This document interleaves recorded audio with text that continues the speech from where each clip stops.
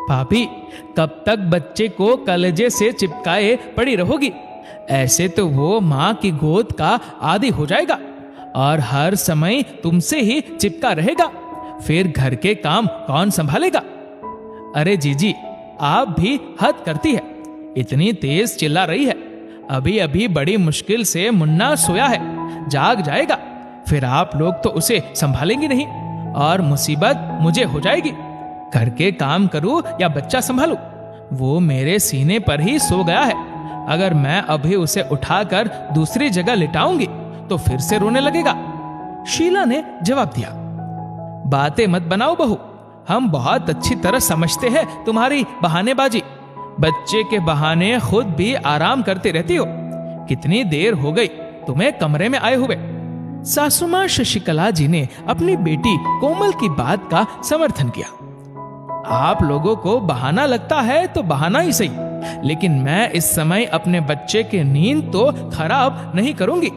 वो चैन से अपनी माँ के सीने पर सो रहा है, तो जितनी देर वो सोएगा मैं भी उसके साथ लेटी रहूंगी।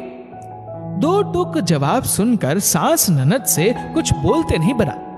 अपनी भाभी की बात सुनकर ननद की आंखें कुछ सोचकर छलछला आई और अपनी माँ से बोली, माँ, भाभी बिल्कुल सही कह रही है। छोटा बच्चा है, उसे माँ के सीने पर आराम मिला और वो सो गया। अगर वो उसे उठाएंगी तो उसकी नींद भी उचट हो जाएगी और वो रो रो कर खुद भी परेशान होगा और उन्हें भी परेशान करेगा।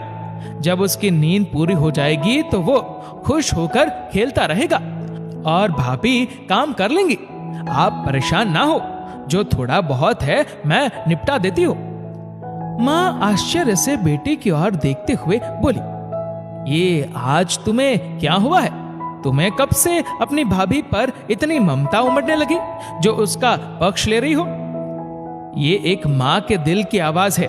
वहां ससुराल में मुझे अपने बच्चे को दूध पिलाने तक का समय नहीं दिया जाता, तब भी सबको लगता है कि मैं उसे दूध पिलाते समय ज्यादा समय लगाती हूँ। मेरा बच्चा दिन रात रोता रहता है, कभी कभी रोते रोते अपने आप ही जमीन पर सो जाता है।